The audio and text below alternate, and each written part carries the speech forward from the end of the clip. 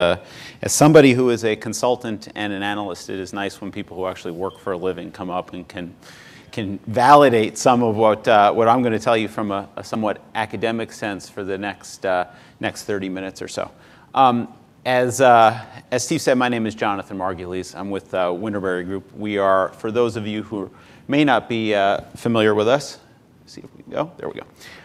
We are a strategic consulting firm based here in New York City. We work exclusively in the advertising, marketing, media, and service provider landscapes, helping track the trends in the industry and bring that insight back to clients to both build more impactful growth strategies on the service provider side, but also help refine and optimize the way your marketing operations and infrastructure works on the user side. Steve has asked me to spend some time this morning speaking about the state of the data market, specifically the state of the big data market as it relates to marketing, which is a very challenging thing to do for a number of perspectives. First, it sort of assumes that we all understand and agree what big data means. Perhaps at a high level, 100,000 feet, we understand that this is the intersection of large-scale computing, complex analytical processing, the attempt to define and derive competitive advantage from information. And potentially, although this I don't think has been as established quite as well as our panel right before us, the insight that comes from that data. Clearly, a lot of progress still have to go in the industry. And second, it assumes that a data market exists in a fundamental holistic sense. One data market that we can look to that operates in the traditional sense of buyers, sellers, and intermediaries working around a common good. I think I'm going to introduce you to the notion that that data market, as we have thought about it, really is evolving. It still has quite a bit of maturation to do. I'll start by talking about how we see the data market as something that's not necessarily distinct, but really dependent upon your perspective in the industry, where you come from, what your role would have you focusing on a day-to-day basis. And then I'll walk through the 10 trends we see defining that market and its evolution over time. A lot of overlap with the themes that Paul and the panel earlier just before me spoke about, which, as I said, is quite heartening. But I think some other food for thought that we can all take with us as we understand where the dollars are shifting, but also where the emphases and the actions as they relate to day-to-day users should be focused. As I said, the concept of what data is, or more grammatically correct, what data are, really does depend on how you approach the challenge, whether you come from the technology, processing, information and insight side of the business, whether you come from a more traditional direct marketing approach, whether you are exclusive to the online world and the display world. There are a few distinctions. One is the concept of data as something that we use to enable customer targeting by both providing insight into who a customer is and how to reach them, versus aggregate insights on an audience, on its behaviors, essentially the approach of using data as a proxy for more impactful, actionable insights downstream. This is the data that comes off the jet engine that we then use to infer other conclusions, which we ultimately, hopefully, use to make informed business decisions, versus data which includes contact information and known demo and psychographic variables that we use to bring the right message to the right person. Fundamental distinction in how people approach this. And aligned with that, the distinction between data which is personally identifiable, name, address, email address, in many cases opt-in information otherwise, versus that which is anonymous. It's been the focus of so much investment, particularly in the world of display and other online media, whereby we attempt to associate certain behaviors online with likely purchase patterns or consumer needs. To people that live exclusively in the world of anonymous cookie data, the notion that they play in the same sandbox as those who are working with postal names and addresses is something that's entirely foreign. And aligned with that is the notion, I think, that data can be something that's fundamentally enriching to that customer relationship versus something that is creepy. This is not the first time that word has been used today. Clearly, as an industry, as those that work in this medium on a day in, day out basis. I would say that the vast majority of us stand for the former in this particular paradigm. And the consensus may be in some quarters likewise is that consumers tend to think of data as creepy. And maybe that's because we haven't advocated well enough for it, maybe because they simply don't understand, maybe because it is creepy at the end of the day from a totally objective perspective. Again, depending on how you approach the problem. Finally, and I think a good preface for the rest of the analysis on what's happening in the industry today, perspectives on whether data is something that is built upon an established infrastructure, established industry of service providers, of practitioners, backed by many decades of expertise, backed by a series of best practices, and in many cases unspoken industry regulations, versus something that is nascent to the concept of big data. That data for use in driving real marketing performance is dependent upon large-scale rapid computing, as being invented on the fly, and is something fundamentally new. You talk to a direct marketer, someone who's been doing this for decades. You look back in the practice, which really has been with us for centuries, ever since Benjamin Franklin compiled a mailing list and sent a catalog in ye olde Philadelphia. To them, data is simply something that's evolving and changing by way of media and different information triggers. In the big data world, we're often posed with the question about whether this is something fundamentally new and how we take it on. I think what I'll attempt to prove over the next 20 minutes or so is that in many respects what big data is fundamentally changing the infrastructure around how we use information. But as my predecessor said right before us, insight is really what we're after at the end of the day. It's the technology that puts us in a position to derive more of that and to make more focused business decisions. It also calls upon us to be more thoughtful and to take more informed action as strategists and as business people. And that is an argument that you do not often see associated with big data in the traditional sense. Another way of thinking about it, I kind of see whenever there's a movement that is both extremely poorly understood and also has the potential of delivering tremendous value, what you see is a lot of companies putting their art departments on developing graphics to take the indecipherable and making it something people can relate to. And I encourage you to do this in your spare time. Find 5 minutes at Google Big Data and Google Images and see what you come back with, because it's really a very wide-ranging and yet still perplexing array of demonstrations around just what this potential is and what it can do for your business. At the end of the day, it all relies upon your assumption that this is something transformative, that the thoughtful analysis of enormous quantities of information is absolutely going to deliver profits to your bottom line, which is not always the case. And it is not always the case because the leap from data collection and processing to revenue, or what I would add to that, profit at the end of the day, is very substantial and requires the exchange and the thoughtful interplay between a number of intermediaries acting in not just the interests of maximizing the technology, but really aligned with the interests of the business in order to deliver tangible results. In that respect, the big data evolution, especially in the world of marketing, is still very, very much a work in progress.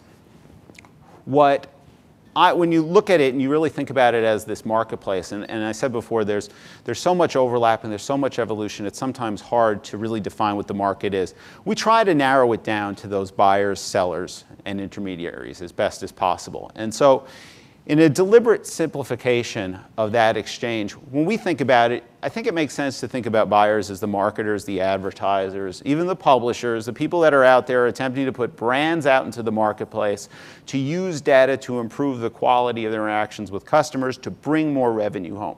Don Draper from Mad Men is my very, very crude approach at representing advertisers. Probably not the best image, but anytime you have an opportunity like this, you have to take it. The challenging thing like this, of course, is that there's substantial overlap between the data users and those that are out there compiling and making available third-party information for insight purposes. This is the world where we've seen a service provider landscape, like database management and data compilations, really in place for many, many decades. It's changing fundamentally as publishers become marketers and marketers take on elements of publisher on their own sites. If you're an e-commerce platform who happens to be brokering advertisements targeted on your own site to your partners and your suppliers, does that make you a publisher, a marketer, a data compiler, or a data buyer? Well, in many cases, it's all of the above.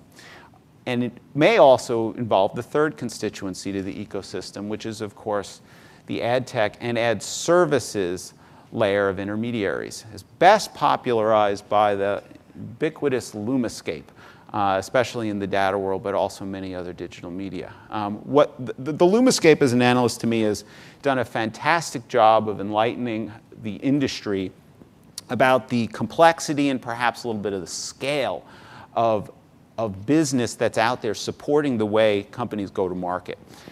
What it has not done a tremendously good job of explaining the interrelationships and, more importantly, the complementary businesses, particularly on the service side, that exist to promote the way data is being used. And as a matter, it's effectively a point-in-time snapshot of an industry. This is, however, a world that is fast evolving. As dollars shift, as consumer behaviors change, and as the need of marketers, advertisers, publishers, and other constituencies demand new and different solutions. What people are chasing at the end of the day, after all, especially in the service provider community, are the dollars. So I just gave you one deliberate simplification. Now I'm going to give you another. This is a snapshot of the data industry today as it relates to targeted media. That is to say, the compilation, management, hygiene on data that is used to take one particular marketing impression and put it into either a particular consumer or an audience of consumers. We simplify this by looking at the primary media that are used for this: direct mail, display advertising, and email. The tremendous preponderance of spending here, still 90%, if you look at this budget in its own vacuum, is spent on direct mail. Now, there are good reasons for this.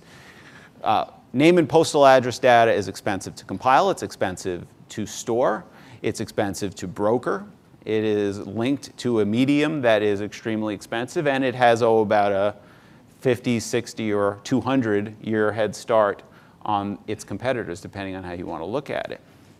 What people are betting on, essentially, is the notion that these proportions will even out over time, that all media options will remain part of the equation, but that all data, putting aside considerations over PI versus non-PI, putting aside considerations over the limitations of technology, will align as consumers spend more time traversing across different media channels.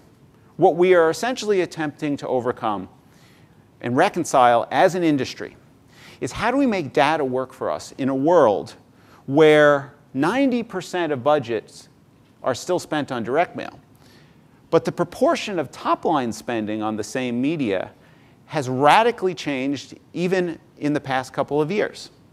So this is a representation of how much people spend at the very high level, all spending on direct mail, all spending on email, all spending on display. Those digital bars in the previous slide for data were really thin, even going out to next year. The equation's a little bit different when you look at it on a top-line basis. As a matter of fact, display has, in the 4-year period, is going to more than double, 109%, whereas direct mail has contracted a little bit under a number of pretty substantial systemic threats. How do we capture data that we can use across all these medium? How do we capture inefficiencies in the kind of data spend and the insights that are going to support medium that don't necessarily connect with consumers the way that they have in the past, to support and enrich our omni-channel engagement? That's one of the dilemmas facing the industry today. So with that as sort of a basis, that's where I see the land grab. That's where I see our go-forward mandate really originating. If you look at the big data world as it's evolved to the point, we're really coming out of big data 1.0. Essentially, a land grab for resources, for placement, for real estate, to establish your credentials as someone who understands the value of information and can make it work at scale. It's sort of like the big land grabs of the 19th century in the plains in the West, and people sought to stake a claim of territory simply on the basis that one day it will be valuably fundamental to establishing a homestead, a presence in a growing economy and a growing nation. That is what we're evolving from today, as people have been throwing money, investment, insight, experimentation towards technologies and approaches that had potential, but not necessarily determined where they were going to go yet. That's changing, and it's changing on the back of a number of trends in the industry. I'm going to go through these real fast. There's going to be a lot of data which I'll hit on real quickly, but we'll make this available later so that you can digest to your heart's content.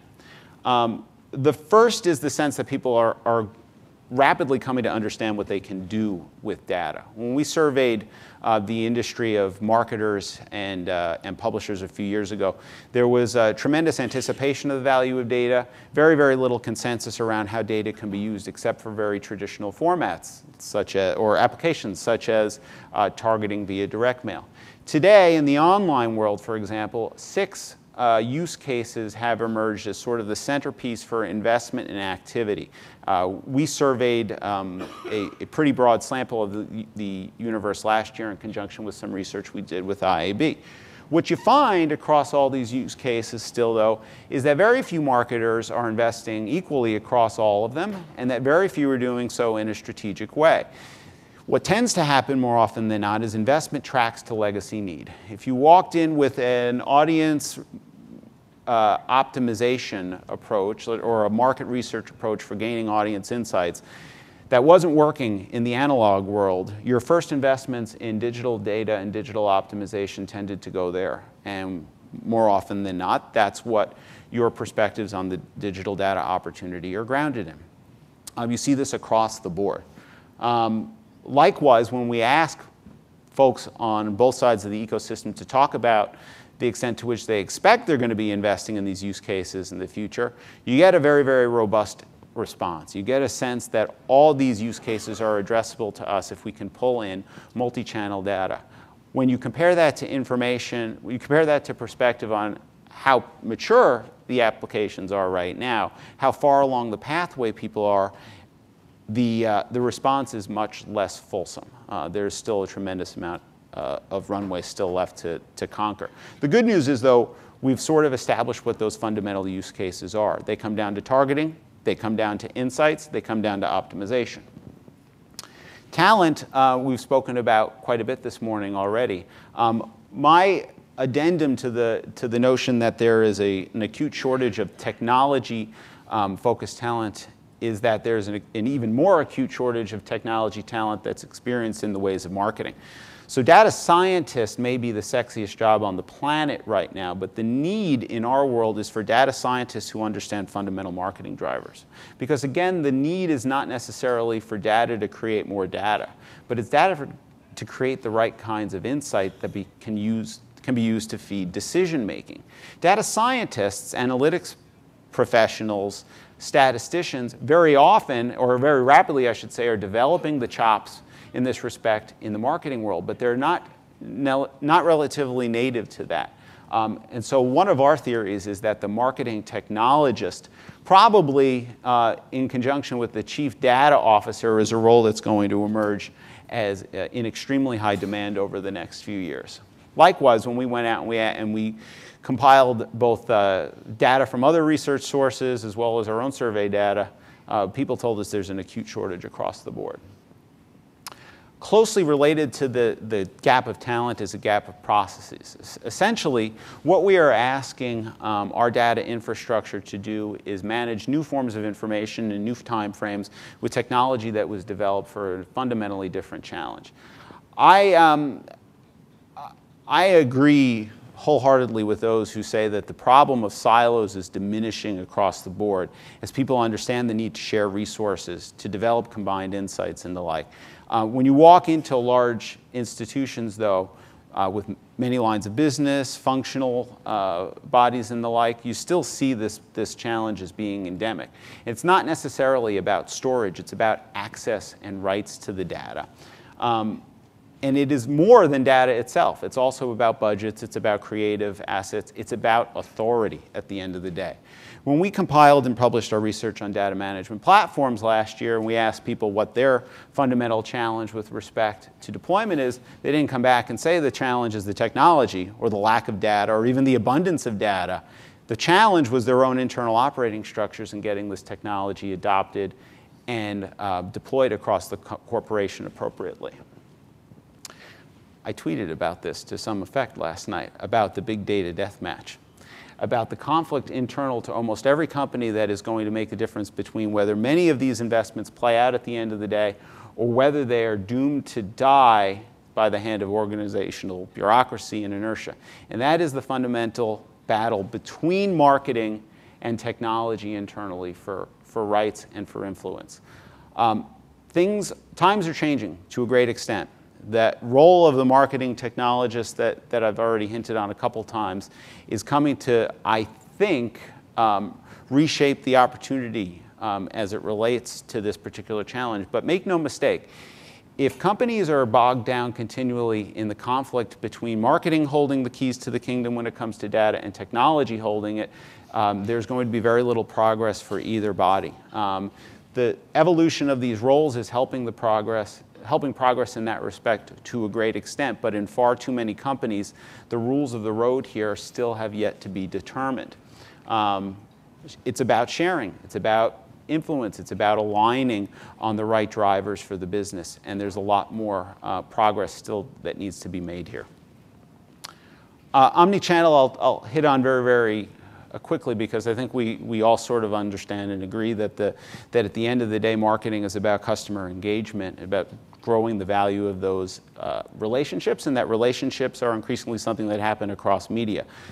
Using data as a platform to align that experience, therefore, is fundamental to it. The challenge is that while that makes sense at an academic level, it doesn't necessarily work that easily when you attempt to plug in all the devices and all the data streams. People tell us that the fundamental challenge still rolls down to attribution. And the notion that 54% of companies are still using last-click attribution is the fundamental way to measure the performance of their digital interactions, which makes absolutely no sense at a grand scale when you think about the number of touches that you have with an average consumer. More multivariate, more different kinds of testing custom to the individual marketer and their needs are something that we see evolving fast. I'm not going to retread a lot of the regulatory commentary that the folks that preceded me spoke to, except to say two things. One, this is a major issue. And two, I think the opportunity is there for the industry to take this substantial threat and turn it into an opportunity. There are two ways this conversation can go at the end of the day. It can be dictated by the same old forces talking about data that is something that inherently creepy, and getting into the very bad conversation about who owns data, as if data is something that can be conclusively, definitively owned by any one individual. If I would look down and say that people who attend data conferences wear orange shirts, black jackets, gray jackets, and tan jackets, that's mine, not yours. And getting into the circular argument about who has rights to it benefits no one. At the same time, if you want to have a productive conversation with regulators and consumers about what the right level of transparency and choice is, you engage them as showing not just your level of investment in their interests, but also have the potential to improve your own economies as you do business across many media. No shortage of commentary on this. Finally, wrapping up on the last couple of trends. We've published extensively on the notion of the DMP as being a technology platform that's increasingly playing a critical role as a hub for the integration of many different kinds of data form, based primarily on what was the development of audience segments from many different sources of third-party information. We've seen this technology evolve very quickly, even over the last 12 to 18 months, as companies began exporting it to a wider array of use cases, not just grounded in audience segmentation and targeting, but also to create those aggregate insights, that other kind of data that I talked about being one of the fundamental paradigm distinctions in the industry. When you talk to people about how their investment is moving, there's a lot more dollars and emphasis moving in this over the next few years. You'll start to see this really emerge as the centerpiece technology component, I think, driving a lot of what's happening in the data world. And aligned with that, if you're going to have a technology engine, you're going to need a strategy for stewarding that data as it moves through. It's more than privacy. It's more than data governance as we've traditionally thought about it. It's having the strategies that govern how do we collect data, who has access to it, and how do we maintain that we're using it in ways that respect the rights and the best interests of the consumers, the products, and the other businesses we're interacting with. Across the board, companies tell us two things. They don't have strategies for doing all of these things that they consider to be fundamental and appropriate given the challenges that are evolving, and they're not entirely sure about how to go start building it. In our view, it's about education, and it's an industry effort that's going to be required in order to drive it forward. Finally, the one contrary view. I'm going really fast now. And that is that we're living in a big data bubble, especially as it relates to marketing.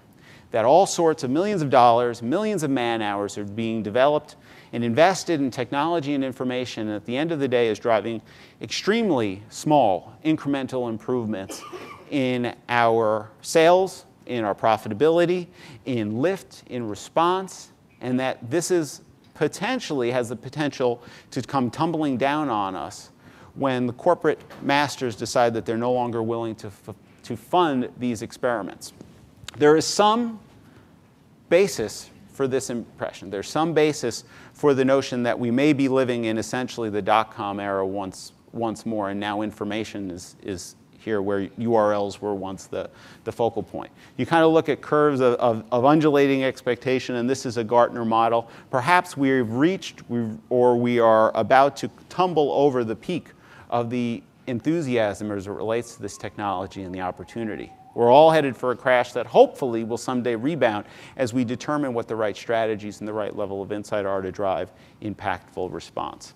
I'm going to steal shamelessly from a blog post from Scott Brinker just 2 days ago, because I thought summed it up great. It's as if the plan for big data in the world of marketing has been analyze the data, actually just do big data, then something, and then profit.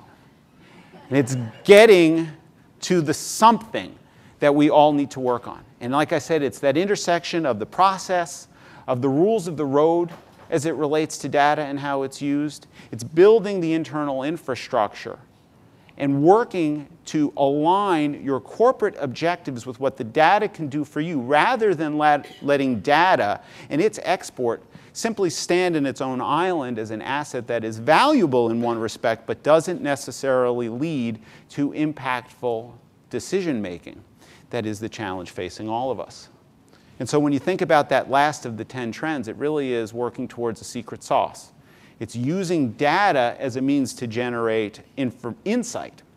Using insight aligned with your business objectives and your corporate goals to help make better decisions, which requires, by the way, the alignment of a lot of technology, the support of external suppliers, but also, I think, a much more thoughtful way about approaching the task of data ingestion and analysis than many companies have approached so far. This is big data 2.0.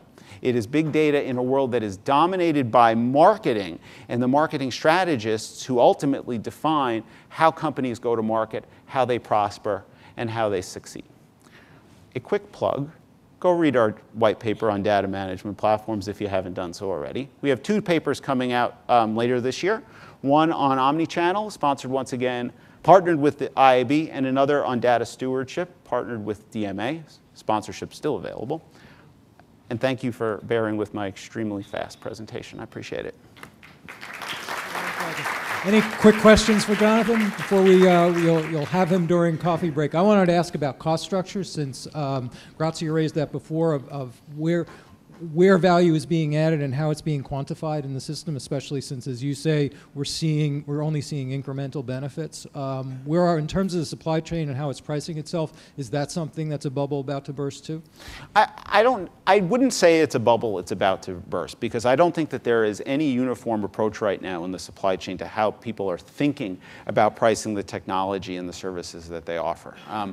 to a great extent right now, to date, and with good reason, suppliers, especially in the ad tech world, have been responsive to the periodic, time-critical needs of the clients that they're working with, which is to say, and a DMP is a great example of this. DMP evolved primarily out of the third-party data exchange world. I'm compiling a lot of different information sources from a lot of publishers for use in defining audience segments. I need a platform by which my clients can log in and see all the data that's available. It wasn't developed initially to meet this strategic need, this need for a hub that ingests and does all sorts of magical things to make data useful at a granular segment level. But over time, it's engineered in such a way that it begins to fulfill that very purpose. And as people understand more about the broader role of data in their organizations, you have to transform the businesses. You have to transform certainly the pricing model from a world where you're essentially charging for that platform as a value add on top of whatever the publishers are charging for their data, whatever margin you're able to capture from that as an exchange, to valuing this as something that is strategic. I think right now we're very much still in the evolution stage in that respect. The ad tech community and the service provider community seeing the potential value, at least in an academic sense, of what all this can do, but selling in many respects more on the potential costs of doing it wrong. Commingling data that should not be commingling, running afoul of privacy and best practice conventions. You need safe harbor is their value proposition. And you can seek safe harbor by working with agencies and database management companies. You can seek it by hosting your data externally or by working with third-party exchanges and DMPs to get it. I think that value proposition from a selling perspective to date has been much more impactful in driving up what many of these providers can charge for their services. Over the long term, though, they're going to have to fundamentally change the model somewhat to respect the positive benefits that their offerings ultimately have. Many are in the midst of doing so, but we're in very, very early stages of consensus around what that's going to mean long term. Jonathan Margulies, thank you very much. We are